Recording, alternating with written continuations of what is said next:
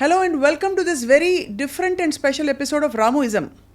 రాజ్ తరుణ్ లావణ్యల విషయం కేవలం ఒక రిలేషన్షిప్కి పరిమితం కాకుండా ఇప్పుడు రకరకాల క్రైమ్ యాంగిల్స్లోకి వెళుతున్న విషయం చూస్తున్నాం మనం. అనేక మంది వీడియోలు ఇంకా రకరకాల డేటా ఒకరిపై ఒకరు సంధించుకుంటూ ఈ ప్రూఫ్స్ నా దగ్గర ఉన్నాయి, వీళ్ళ క్యారెక్టర్ ఇది అని చెప్పి బయటపెట్టే ప్రయత్నం చేస్తారు. Let's talk to Ram Gopal Varma గారు. అసలు అన్ని విషయాల్ని ఆయన క్షుణ్ణంగా ఒక అనలైజ్ చేసేవారు. ఈ విషయాన్ని ఎలా అర్థం చేసుకుంటున్నారని చెప్పి. సార్ నమస్కారం. సో రాజ్ తరుణ్ మీకు ఫ్రెండా? I know him.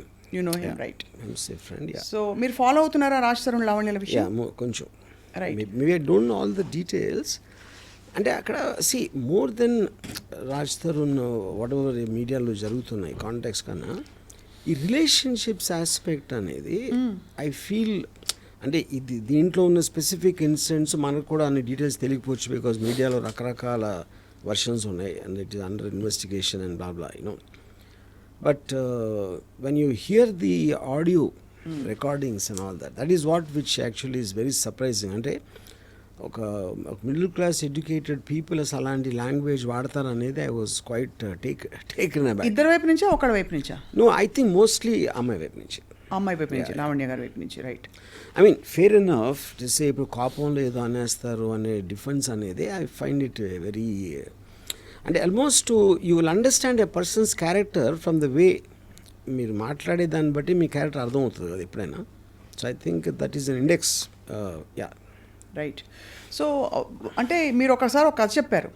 ఇద్దరు మనుషులు చాలా ఇష్టపడి ఒక 6 నెలల తర్వాత they can't the very very existence అని చెప్పి, అంత వైరుధ్యం వీళ్ళిద్దరి విషయంలో రావడానికి మీరు గమనించిన విషయాలు అంటే I don't want to speculate on specifics, but I want to give an example in the context.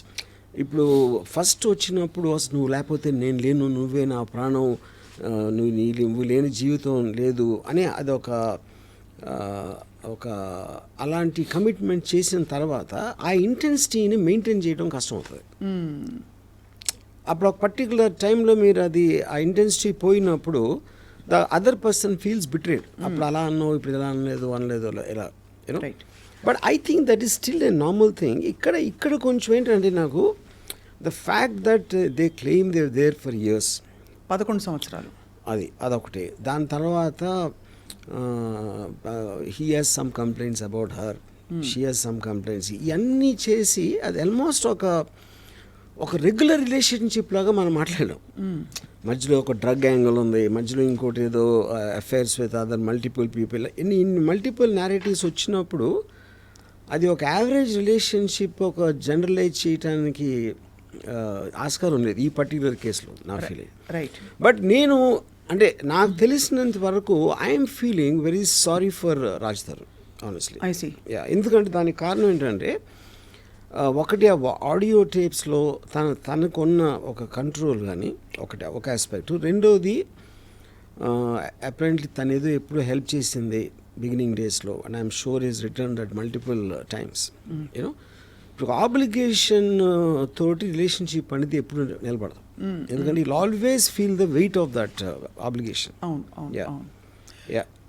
So అయితే మీకు your feeling sorry, but is it based on అంటే లావణ్య అతనిపై రకరకాల ఫస్ట్లో ఆరోపణలు చేసి అట్ ద సేమ్ టైమ్ ఈ ఆడియో టేప్స్ లీక్ చేయడం, కొన్ని ఎవిడెన్సెస్ని చూపించే ప్రయత్నం చేయడం, ఇవన్నీ దానివల్ల your feeling that sorry for him?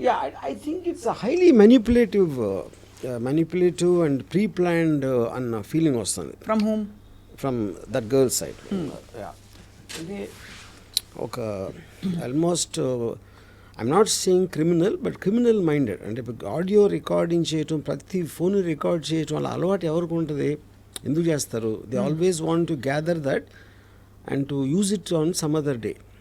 So that is bordering on criminal behaviour అంటున్నాను. బట్ ఆ అమ్మాయి కూడా ఫ్రాంక్లీ ఏదో ఒక భయంతో ఒక హెరాస్మెంట్కి గురయ్యి, లేదు ఏదో జరిగిపోతుంది, I will lose this person రేపటి రోజున అనే ఒక బెంట్ ఆఫ్ మైండ్లో నేను 11 సంవత్సరాలు ఇచ్చానంటే చెప్తున్నా. లూజ్ దిస్ పర్సన్ అని మీరు బలవంతంగా ఒక పిజన్లో పెట్టేస్తే, ఒక పంజరంలో బంధించేసి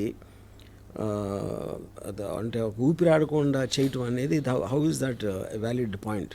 అంటే ఒక మనిషిని అలా బంధించలేము ఏ బంధంలో, ఎవరు చేయలేరు. ఇప్పుడు నాకు రాజే కావాలి అంటే చాక్లెట్ కాదు కదా, ఒక నాకు రాజే కావాలి, నాకు తను ఉండాలంటే అతనికి ఇష్టం లేనప్పుడు how will you do that? అంటే దట్స్ రిడిక్యులస్ థింగ్ అది. సో మరి 11 సంవత్సరాలు ఒక ఇన్స్టిట్యూషన్ ఇప్పుడు మేమిద్దరం పెళ్లి చేసుకున్నామని చెప్పి చెప్తున్నారు లావణ్య.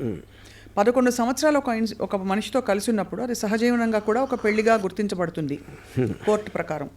మరి ఎవరి మీద హక్కు ఉండదా చట్ట ప్రకారం? అప్పుడు పెళ్ళి అయినా కూడా ఈవెన్ వాళ్ళు సహజీవనం అంటున్నారు. See there so many people who take divorce నా ఆఫ్టర్ 25 years 30 years తర్వాత తీసుకుంటారు డివోర్స్. రైట్. ఇన్ఫ్యాక్ట్ రీసెంట్లీ నాకు ఒక ఆయన చెప్పింది అబౌవ్ 60 డైవోర్స్ రేట్ ఎక్కువ అవుతుందంట సడన్గా, which you will find strange. కానీ అతను ఇచ్చిన రీజన్ ఏంటంటే ఇంకా అప్పటికి పిల్లల పెళ్ళిళ్ళు ఇలాంటివన్నీ అయిపోతాయి కదా, వాళ్ళకున్న రెస్పాన్సిబిలిటీస్ అయిపోయి ఇప్పుడు కన్నా వదిలించుకుందాం, ఇప్పుడు కన్నా వదిలించుకుందాం, మన మిగతా జీవితం సుఖంగా ఒంటరిగా బతుకుదాం అనే దానికి ఇండికేషన్ అది. You know, so to live together without consent is a impossible thing అది. రైట్. యా. సో